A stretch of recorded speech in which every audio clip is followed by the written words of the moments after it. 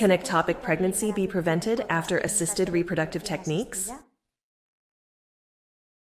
Ectopic pregnancy is a serious complication that can even put the life of the woman at significant risk. For this reason, it deserves special attention, even though the percentage of ectopic pregnancies is relatively low. When considering the use of assisted reproductive techniques, it is essential to take into account the various factors that may elevate the risk of ectopic pregnancy and make efforts to avoid those that are preventable, particularly if a tubal factor is present. Therefore, while it is impossible to completely rule out the occurrence of an ectopic pregnancy, measures will be taken to lower the risk. Furthermore, being aware of the risk factors and evaluating whether the risk of ectopic pregnancy is heightened is the crucial first step to being especially watchful and recognizing early if this complication takes place. This early detection is essential in order to prevent the development of ectopic pregnancy from leading to the rupture of the fallopian tube. On the other hand, the greater analytical and ultrasound monitoring and control during a pregnancy achieved through assisted reproduction